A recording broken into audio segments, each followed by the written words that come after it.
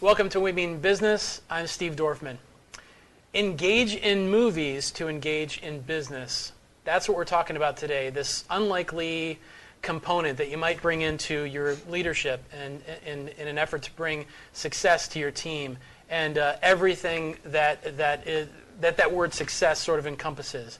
So today we're here with Scott DiGiammarino of Real Potential. Scott comes from a background of more than 2 decades at American Express, where he took his region from number 173rd out of 176 to the very top, from the worst to the first. And so today we're going to find out how Scott did that and how he's actually used movie clips as a big part of that success. Scott, welcome to the show. Thanks, Steve. Thanks for having me. I'm glad I got your name right on the first try. DiGiammarino. It's tough. Yeah, it's tough. It's easier to say than spell or read off of a piece of paper. So what is it about movies, first, that is just so magical? I know there's some neuroscience attached to this. What is it about movies that has us, that can change us or affect us? You know, there are so many people out there that just love movies, from the classics, the old black and whites, up to the new ones. I'll tell you, though, what's interesting is that movies, for the most part, tell stories. And stories, historically, will elicit some sort of emotion from people, whether they're laughing or they're crying. As a matter of fact, there are studies out there that talk about, there are people out there that will have what they call active mirror neurons. And this is the TED Talk that I gave called Why Movies Move Us. When you're an active mirror neuron person, when you see somebody crying on camera, you start crying. When someone starts laughing, you start laughing. And that storytelling, which leads to this emotion, will actually lead to action, because people will actually think about the movie or the particular scene before they actually do something. And that's the power of movies overall. Is that, for example, before I gave my TED Talk, I thought of the movie Miracle, and the in between period speech by the coach, saying one time, this is your time tonight, and that got me all motivated and fired up to give the talk. Now, you thought about it or you watched it? I actually thought about it, because remember, I have an active mirror neuron, so I actually put it in my head and I thought about it. I just wanted to fire myself up before I went on stage. Yeah. All right, so you discovered this at some point when you were at American Express, that there was this real amazing value that came from sharing movie clips, and they could be 15 seconds or, I don't know, 15 minutes. How long were they, and how did you first discover that this was a thing? Well, what's interesting is a couple of things. So we were at Amex, as you said, we were ranked 173rd out of 176. When I got here from Boston, and by the way, it ranked in what regard? Just the way American Express ranks organizations. So we were ranked on profitability, recruiting, retention, employee engagement scores, things like that. There were usually 10 different scores. But when I got here from Boston, it was ugly. I mean, people weren't showing up to work. They weren't servicing their clients. There were compliance issues all over the place, and long story short is we had to change the entire culture and the entire environment. What year was this, by the way? This was 1992. Okay. And so what happened was we started recruiting and started growing, put systems in place and a vision in place, and in 1 year we went from number 173 to number 1. Which was very, very I want to cool. give you a high five. Yeah, thank you very much. It was very, very cool. That's a big deal, man. But what was interesting, though, is here's a challenge we faced. So we were growing so rapidly. So in 6 years, we went from 1 office to over 200. We went from 30 employees to 1,600. We went from 3 leaders underneath me to well over 100. And the place started shaking a little bit. And we just knew that if we didn't do something... Shaking, how do you mean? Well, our leading indicators. So we knew that 6 months from now, if we didn't do something creative, we would have retention issues, we would have productivity issues, and that would hurt our P&L and our overall growth strategy. So before we did anything, we took a step back to have some learnings. We wanted to do some strategic thinking about how people are learning today. And it was really, really interesting. What we learned was people started tuning out after 17 seconds, which means we lost this entire generation of people watching us right now. 17 seconds, they're gone. Or at least they're thinking about something else, and they're totally gone after 17 minutes. In what context? So they're reading something, they're in a conversation, they're watching something, what? Yes, and yes. All the above? Yes, and yes. Jeez. You know, because there's so many different distractions now. They could be texting, what's my next appointment all about? There's so many different things that they could be doing. But honestly, after 17 minutes, they're gone. 17 seconds. Well, they start at 17 seconds, but they're gone after 17 minutes. Okay. Okay. That's part one. Number two is we learned that people are visual in nature. They want to be entertained. Now remember, this is the pre-YouTube days. Okay, but if you 92. well, it was actually 96, 97, 98 time frame. So if you think about it, on YouTube right now, they're less than 3-minute videos, for the most part. They're quick, and they get right to the point. And that's kind of how people want to learn these days. They want to pick up their cell phone, basically press a button, get their learning, and move on with their day. Yeah. So when we learned that, we said, how can we do this? Now, I don't know what do you like movies? Love movies, Okay, yeah. you come to my house. I have 700 DVDs sitting there, okay, dating back from the old VHS Snow White and the Seven Dwarfs up to the most recent releases. And I'm the type of guy that when I watch movies, I find scenes, like these moments that will always stick with me and will motivate me. And those scenes are called movie clips. And to your point, they can last as short as 10 seconds. They can go all the way up to 3 minutes. And that's what we used to do. So if you work for me, you get a weekly email and say, hey, this week is about courage or perseverance or ethics or service or whatever we're looking to drive. And I would type up why courage is important. Then I'd say, it kind of reminds me of the movie A League of Their Own. And for those who've never seen it, it's about X, Y, and Z. As you're watching this particular clip, I'd like you to think about the most courageous decision that you've ever made in your life. And I blast this out to 1,600 people. And we get about, by the way, we get about 200 to 300 stories a week back from people that had nothing to do with business. It was all about when I was 9 years old, here's my courageous story. Wow. And that's basically how we started. It worked so well. You sent it out to 1,600 people, and you'd get 200 to 300 stories a week in reply. Yeah. I mean, that's engagement, man. That's like, who has that kind of engagement? It was compelling. I mean, the people would pour their hearts out. They would tell these stories that would make you cry. I mean, it would motivate you. And then, by the way, with your permission, I would take the best 2 or 3 of the week, and I would send it out to the rest of the 1,600 people. And, man, I'll tell you, it was magic. I mean, you had the place was buzzing, the environment was humming. Instead of having 100 leaders, we actually had over 1,600, because if you were having a bad day or a bad moment, I would help you out, because we had this personal connection because we shared something with one another. That was the magic behind the movies and the story sharing strategy we had. What was that moment where you knew you were onto something with this? I had one employee who, when I got there, was at 17% of production, ready to get fired. 24-year-old kid, his name is Chris, incredibly talented, but just couldn't get that talent out. And we started sending this once a week, and he just kept believing in himself and pumping himself up. And in my old world, it was all about getting to tomorrow. Okay, for a lot of people, because if I can get them to tomorrow, after a certain point in time, the light bulb will come on, they'll click in, and they'll be able to maximize their potential. And just so you know, Chris right now is a multi-million-dollar producer still at American Express. Awesome. So, you say that that studies show that this generation of leaders needs to be bold, innovative, and resourceful. Right? How different is that from previous generations? Why is that so important today? When I was growing up at Amex back in the 80s, and I get there in 84, 85, a lot of the leadership was all about tell, do as I say, not as I do type of mentality. It was very much of a stick mentality. Do this or else.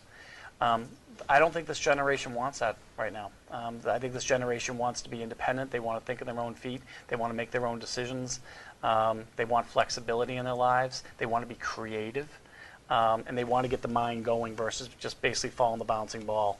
And so I think the generations have changed dramatically. And I will tell you, based on my 30-plus years of experience, is if leaders don't adapt to the new generation coming in, those leaders will be dinosaurs. Mm-hmm. Because the new generation, which is maximizing out what's going on in the workforce today, are the future. And if you don't change how you're training and how you're teaching and how you're communicating to those people, you'll lose them.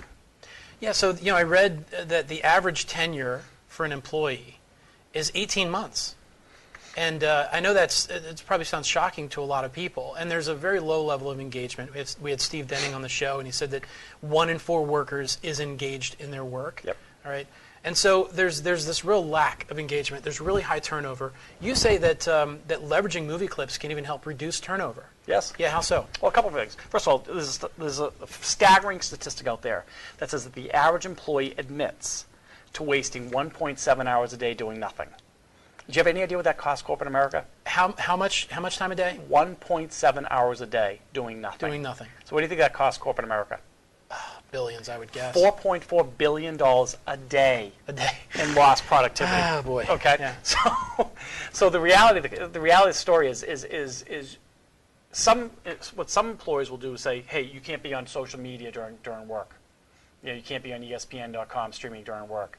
Quite frankly, that for most places that'll have a boomerang effect because you're now controlling people. And again, remember we talked about this generation does not want to be controlled, and if they are controlled, they're going to lead with their feet. Yeah, yeah. Well, and it's funny. We used to. So when I was working for someone else in the early 2000s, I remember that the home office had shut off a number of websites so that we couldn't access them from our desk. But it was only a few years before smartphones started coming out. Right. And so, there's only so much you can control, really. Right. Well, when you think about it from a corporate perspective, like when I hired somebody, it cost me $127,000 to hire one person. Hire, train, technology, real estate, leadership, etc. How much? $127,000. It would take me 4.2 years to break even, on average. Okay, so now this going back to the millennial generation, this generation, it says they will have 7 different careers by the time they're 50. 7 different careers. Not jobs. Millennials. Careers. Millennials. Will have 7 different jobs by the time they're 50. 50. Okay, now I was a lifer. I had 25 years in one company. Yeah. That doesn't happen that often. So what it's all about, and this goes back to the movies, is what we do at Real Potential is we use the movie clips, the story sharing, to send out a weekly email to everybody so that we can, what I call, galvanize an organization in principle, thought, and action. It's because if everybody is buying... Galvanize an organization in principle, thought, and action. So basically, if as an organization, if you actually have universal principles in nature, like we believe in service, we believe in integrity, we believe in trust, we believe in transparency, which are all very important buzzwords for this millennial generation. The question is, how do we show it? Okay, and remember, this millennial generation likes short, entertaining video. Movies. Yeah, quick sound bites. Quick sound bites. Really great. All right, so we're going to take a break, but when we come back, I want to ask you, because you say that when we're watching movies, ultimately our brain gives itself over to the movie. And that sounds really cool. Watch my TED Talk. I have. Yeah, that's really cool. So I want to touch on that, and I've got a number of other things we want to talk about. So you're watching We Mean Business. I'm here today with Scott DiGiammarino with Real Potential. We'll be back in seconds. Packers. Viking. Packers. Viking. Packers. Viking. Red state. Blue state. Vegan. Carnivore. We come from different places. Uptown. Downtown. Optimist. We come to different conclusions. Half empty. Half full. But when we live united, we create real, lasting change in the building blocks of life. The education, income, and health of our communities, Live. our families, United. even the person next to us. Live united. Real change won't happen without you. So give, advocate, volunteer, live united. Sign up at liveunited.org. Welcome back to We Mean Business. I'm Steve Dorfman, and today I'm joined by Scott DiGiammarino of Real Potential, and we're talking about how to leverage movie clips for business and leadership success. So Scott, you say that, and I watched your TED Talk, which was fantastic. 11 minutes, really jam-packed full of great information about how this is, how what we're talking about today can be so effective. And one of the things that you talk about in your TED Talk is how the brain ultimately gives itself over to the movie. So explain what you mean there. So have you ever gone to a movie theater and you have all busy stuff going on in your life, your cell phone's ringing, your kids are screaming, things are going crazy at work, and then all of a sudden you go in the movie theater, you grab your box of popcorn, you grab your Coke, and you sit down, and when the lights dim, you feel as though you're in another world. Mm-hmm. Like that's what I'm talking about. Yeah, like you forget there's even people around you. You forget that there's people around you, and then you start experience this emotion on this monster screen in front of you, and you actually feel as though you're part of the movie. Mm-hmm. And this goes back to this mirror neuron thought process that we had. So when I started doing research for the TED Talk, it was all about how does the brain function when it watches movies, and it talks about these folks who have active mirror neurons, which is about 80% of the world. That they get engulfed inside of the movie itself. They actually feel as though they're in the movie. And when they leave the theater, when the show is over and they start leaving, some people that will stick with them for a good period of time. Some people, they snap out of it as soon as the doors open up and the light starts coming through. But when you're engulfed in the movie, the more engulfed you are, that means your brain functions much differently than other people in terms of the neuroscience of the brain when you're watching the movie. I know I'm super affected by it. So I'm wondering, first of all, does that same thing happen to us when we're, let's say, sitting at our desk and we're watching, like a 1-minute clip? Because their environment's different. We're sitting at a desk. We're watching it on a monitor, not a huge movie screen. Yep. Right? And, we're not in a movie theater, right? We're not in this dark place necessarily. Yep. So how's that? It's interesting you say it because we thought the same thing when we first started. And what we found was people want to escape at work. They're used to taking some time off, even if it's for moments or chunks of 1 to 3 minutes. So they actually look forward to it. So I'll give you a great example. One of the results that we've had at Real Potential, which we weren't anticipating at all, was internal email open rates. So what happens was historically when a CEO sends out an email or a video email to their employees, I don't know, do you know what percentage of the people actually open it? Internally? Internally. So your boss sends you an email. How many of them open it, you think? I mean, I'm hoping it's like 75, 80%. 9 to 10%. 9 to 10%. Which means that's the reality of it. That's the reality. Which means that 90% of the people, when they get an email from the boss, go delete, delete, delete. Oh, jeez. So what happened was, what we did was we got very creative with the subject line. So they didn't get the memo about the TPS report. That's exactly right. so go see Office Space if you haven't seen that yet. Right. So we got very creative with the subject line. So see how Tom Hanks in Castaways handles adversity. And what we're seeing is 65 to 75% internal email open rates. And so we started doing some exit interviews with people. And we said, why were you opening up the emails when they had the movie clips attached versus... I have to stop you there because I think a lot of people don't know what exit interviews are, and they should. When we got certain results in terms of email open rates or employee engagement scores, et cetera, we would actually call or email some of the viewers, the employees, saying, what happened here? So what happened was when we were talking to people, said, why did you watch the movie clip from your boss when you historically don't watch when he sends you an email? He or she sends you an email. And what they said, it was amazing, the response. They said, usually when the boss talks, we know what's important, but it's kind of boring. We just want to see what the movie is. But what's interesting, it becomes like, do you remember Sesame Street in the old days? Sure. So it becomes like Sesame Street where people... It's still around. Is it still around? People are actually learning by watching. And that's where we're seeing other metrics go the right way. We're seeing employee engagement, we're seeing productivity, we're seeing retention, we're seeing profitability overall. So it makes things fun at the workplace. Yeah. All right. So we've talked a lot about this. So let's bring it from concept to experience for the folks that are watching the show today. So you brought along a clip. I did. All right. And it's not very long, but it certainly communicates a message. And I imagine there's several things it could communicate, but why don't you set it up? Well, the theme here is honesty. The theme could be integrity, and the movie is a really funny one. It's called Liar, Liar. And this movie, what's his name? Jim Carrey? Jim Carrey's son makes a wish, and the wish is his father can't lie. I guess he's a habitual liar for a 24-hour period. So in this particular scene, as you're watching this, a policeman pulls over Jim Carrey in his car, and unfortunately, Jim Carrey can't tell a lie. So let's take a look. All right.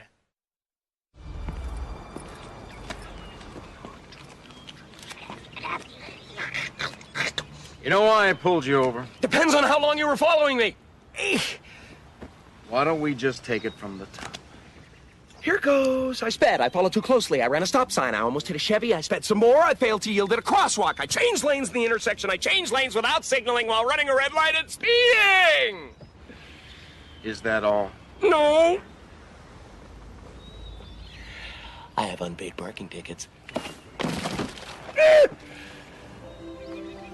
Be gentle. Okay, so that was a 38-second clip. Right. So I imagine a lot of people are thinking and feeling like, what is anybody going to learn? How is a 38-second clip going to have such an impact on people? Right. So we built this thing called an internal journal. Think of business Facebook, where we'd ask some open-ended questions after this. So we would say, tell me about a time where honesty was important to you. Tell me about a time you had to be more honest. Tell me about a time you wish you were more honest. And people could start sharing stories back and forth. And people can learn from each other that way. So we have over 3,000 clips from about 400 movies with about 300 plus themes attached to it, like honesty, integrity, perseverance, courage, etc. Very cool. So not only could it affect somebody and, of course, affect overall the culture of an organization by doing this on a regular basis, but then people can share their own stories that are inspired by having watched the 38-second clip. That's exactly right. And the hope is when they're by themselves and nobody else is around, there's no lead around, and they have to make a decision about, in this case, honesty, they can think back to the movie and they say, what would Jim Carrey have done? Really cool. So I have to ask you this because my world is around customer experience, customer loyalty, customer service. What's your favorite clip around that? Customer experience and customer loyalty. I laugh because there's actually one that actually shows how not to give great customer service. It's from Perfect. It's from Meet. Did you ever see the movie Meet the Parents? Yes. And there's one scene they're in the airport, and Ben Stiller is the only person waiting in line, and the he's in an flight empty attendant- waiting area. You're right. The flight attendant says, "We're now boarding rows 1 through 8." And Right. he says, "Well, I'm in row 9." She says, "We're boarding 1 through 8." She says, "Please step aside, sir." He says, "But I'm in row 8." And there's nobody else here, right? And then she says, "We're now boarding all rows." And he walks in, and it's a great example, first of all, judgment, but how to give terrible client service at the time. So we use that all the time. That's good. I always say contrast provides clarity. Sometimes we've got to experience something we don't like or want to get clear on what we do like and want. So it's a great idea. And sometimes I know when I'm training folks around customer service, it's a really good idea to show them an example like that. It's so extreme. It's so awful. Right. But they can sometimes see themselves in that. Like, maybe I was kind of rude to that person on the phone this morning. Right. And they remember it. Yeah. Yes. That's really good. It's really good. How deep does this go? How deeply are we really influenced by movie clips? In my experience, now I did this for 25 years at a Fortune 50 company. It made a massive difference to our bottom line. Are you familiar with the bell curve, the 10-80-10 rule in business? No. 80-20 rule? Sure. Okay, so where 80% of the business comes from 20% of the people. Well, in most big companies, they actually have a 10-80-10 rule. So 10% of the people, no matter what you do, are rock stars. Point them in the right direction, tell them the why behind it, clear debris, and get out of their way. No matter where they are, no matter what they do, they're going to do great. That's 10%. 10%. On the other end of the spectrum, there's another 10% that will always struggle, unfortunately. People that, no matter how much leadership you give them or whatever you try to give them, they may end up be in the wrong place. Maybe a better place for them where they can maximize their true potential, but they may be struggling where they already are. Then you get the 80% in the middle, okay, the vast majority. Our strategy is to affect the vast majority. And these are the folks that have talent, drive, they actually make really great decisions. They just haven't tapped into it just yet for a variety of reasons. So what we try to do with Real Potential is focus on that vast majority, because if we can get that vast majority to move this much more in the right direction, it's called factorial. The vast majority times this much more is a big number for ROI purposes. Okay, now I have to talk about the elephant in the room, because I imagine there's a lot of people watching this right now who are thinking to themselves, so it's a great idea, I can see it, I can see how movie clips could motivate my employees and communicate a message, right? Why don't I just go to YouTube and search? YouTube is the second most used search engine in the world. It is. Let me just search, customer service. Let me search integrity. Let me search perseverance. Yep. And I'm sure I'll find something and then be able to send that out to my people. Actually, first of all, I love YouTube. A couple things about YouTube. Number one is you can't search perseverance or integrity or honesty and find clips that match to that. It doesn't exist. It doesn't necessarily coincide. Yeah, in the B2B space. You actually have to know the exact movie and the exact scene that you're looking for to find it on YouTube someplace. Mm-hmm. So if you're a movie aficionado, you're much more apt to get it, number one. Number two is when you send things through YouTube, you're always going to have pop-ups. So little 15-second, 30-second commercials ahead of time that you can't get away from. Advertisements. Yeah. So it's not a great user experience, what you said earlier. Uh-huh. Imagine if my client was Coke and all of a sudden a Pepsi commercial popped up. That wouldn't be good with their employees. Right. So you basically can't control the environment that's happening on YouTube. We are very focused on spending hours and hours and hours curating our movie clips so that we give the best experience possible to our clients. Very good. And is there anything else that, I think when we were talking earlier, there was something else that you mentioned. Things that people aren't really thinking about when it comes to doing it that way, because I imagine that's, in other words, just going to YouTube and finding something. Is there anything else that? Yeah, there's one. I'll tell you. On the right-hand side of YouTube, sometimes there says if you like this clip, you might like that. Oh yeah, recommended Yeah. recommended analytics. And again, you can't predict what's going to pop up there. We've actually had some bad experiences with some inappropriate language and inappropriate themes have popped up in client meetings, and it's just not. Again, we want our clients to have an easy experience where they can search our library of 3,000 plus clips, and with no commercials. Yeah. So if I'm the CEO of a company and I'm sending something out, and then the related clips on the side are inappropriate, it's obviously going to reflect now poorly on me. Now we got an HR issue. Exactly. Yeah. I got to ask you, what's your favorite movie of all time? Oh gosh, that's a great question. I get that all the time. It depends. I love sports movies. I mean, I love the Rudies and the Hoosiers of the world. I love romantic comedies. It's Complicated is one of my all-time favorites. I love movies about the workplace. So you mentioned Office Space. I laugh every time I see that Classic, movie.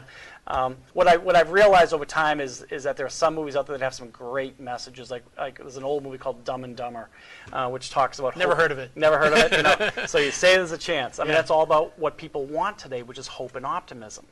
Yeah. There's some messages you can get out of almost every single movie. Transformers. There's a scene in Transformers with the actor and Megan Fox and I can't remember the gentleman's name, but Shia LaBeouf. Shia LaBeouf. They're facing the big robot, and who turns into a car, and the car says, "Come on in," and she says, "What are you, crazy to go in?" He says, "50 years from now, don't you wish you had the guts to get in the car?" Which is about risk taking and legacy. So what's neat about what we do is every clip is an art, and different people will look at it different ways. That's why what we're going to be doing is crowdsourcing the clips down the road. So I can ultimately say to a CEO, look, the number one clip for collaboration for males from the ages of 40 and 60 is this one. Excellent. We have less than a minute remaining, and I wanted to make sure that I got this question in. Tell us this cool story about the 100 questions for your grandfather. From the journal.